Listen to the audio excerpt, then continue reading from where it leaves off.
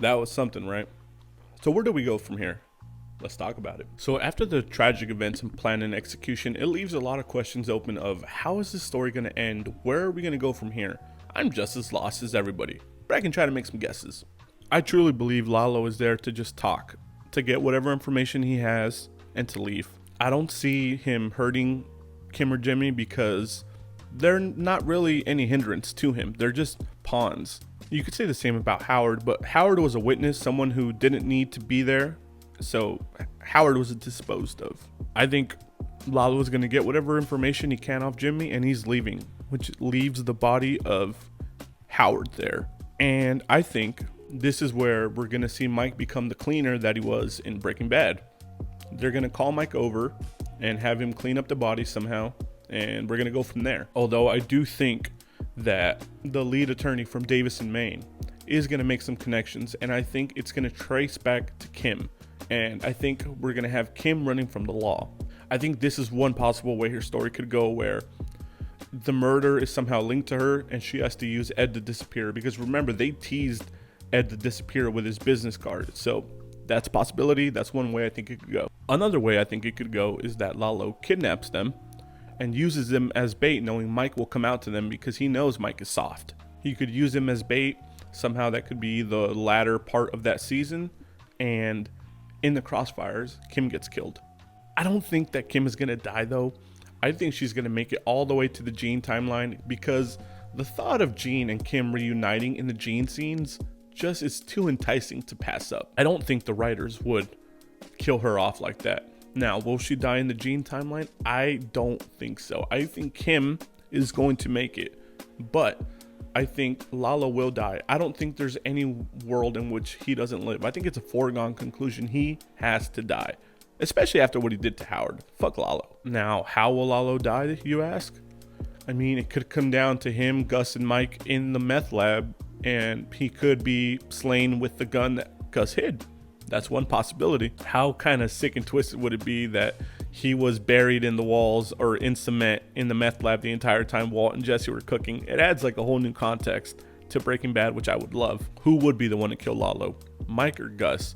Narratively, I think it makes sense that he's more Gus's adversary than he is Mike's. Although him and Mike were adversaries at one point, ultimately he belongs to Gus. I think Lalo is going to get outsmarted because he's been outsmarted a few times. While he is cunning, while he is a genius in his own right, a criminal genius, Gus has proven to outsmart him at times. And we've seen Lalo slip from time to time, and most recently he slipped by calling his uncle. Maybe he assumed Gus was dead, but with Gus Fring, you never assume, and he screwed up on that. He screwed up from time to time, and that could be his downfall. So that's one possibility. And that's really my only possibility for Lalo. I don't think he can live. I don't think he's going to live. There's just no way. They would have to seriously retcon Breaking Bad to make it out to be that Lalo survived, because I just don't believe that the Gus Fring we have in Breaking Bad would be the way he is if he knew Lalo was still alive. It just doesn't make sense. So he has to die. There's no way he lives. I think the more interesting route is just what's going to happen in the Gene timeline. Like, we don't know, and there's a lot of speculation with that. I do think Kim is going to fall into legal troubles. She's going to either get arrested, put in jail, and I think one possibility is that Gene might finally turn himself in and kind of do what Walt did, where he's going to put all the blame on him to get Kim freed. That could be his final good deed. Unlike Walt, Jimmy still had his good side where he wanted to do right, and he could ultimately try to fix all his mistakes by turning himself in and doing the right thing, something Walt could never do. Walt would rather die than do the right thing, and he died getting everything he wanted. What if Jimmy turns himself in as Gene to help Kim get off? That could be one possibility. Ultimately, the possibilities are endless with this show. The writers have done such a good job of giving us misdirections and fake smoking guns and everything. Who's to say that that gun Gus hid means anything? It could just be there to make us think. I really don't know what to say about this show and the direction it's going to go. It could go in a million different directions, but there's one certainty in my mind, and that is that Lalo will die. Now, will Gene survive?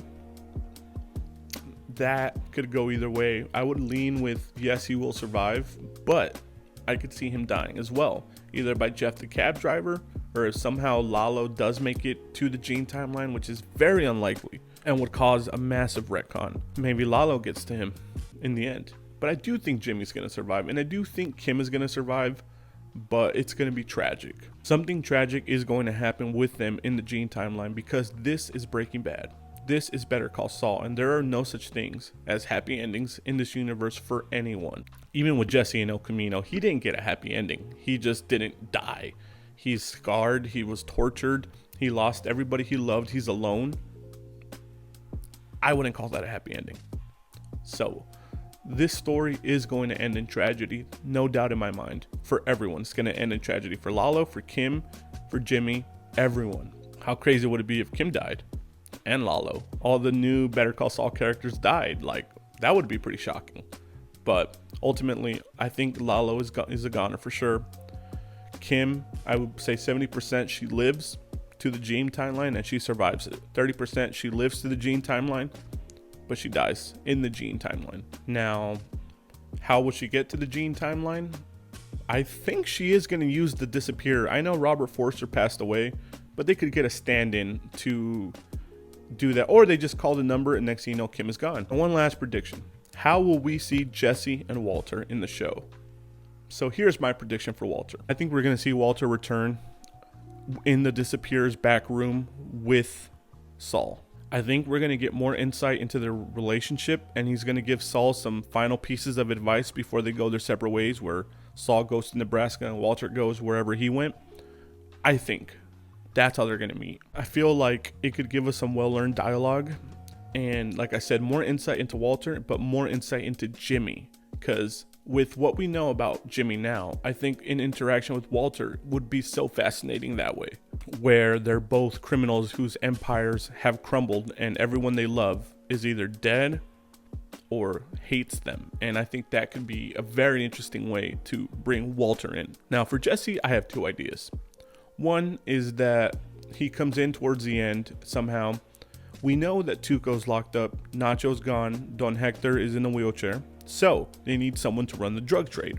We have Crazy 8. Crazy 8 is now the new Nacho, the new guy running it. And who worked for Crazy 8?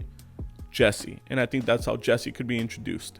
I think it would make sense for the story, and I think it would be awesome, and then Jesse gets into some sort of trouble, and maybe the show ends with him contacting Saul, and then we go from there, because he already knows who Saul is by the time of Breaking Bad. And since he knows, I think it makes sense that we get their introduction in Better Call Saul. And I think that would be the most likely way, is that he's working for Crazy 8, and Crazy 8 is now the new guy on top, and Jesse gets into trouble and he has to reach out to Saul, something along that line. And another one could be something in the Breaking Bad universe, something towards the end when everything is falling apart. Maybe after Brock was poisoned, they have some sort of interaction, and again, it gives more insight into Saul's character, something like that. Like, how could you go with it? How could you willingly help Walter poison a child? That could work. But yeah, I was against Walter and Jesse appearing in Better Call Saul, because I don't want any attention and focus to be taken away from Saul and Kim. But since they're going to appear, I just hope it's done right and makes sense for the story, and that it doesn't overshadow Jimmy, because that's who I really care about. Walter and Jesse have had their time, and I want that in the past. But we shall see. Thank you guys for watching. It's my prediction video. Let me know what you guys think.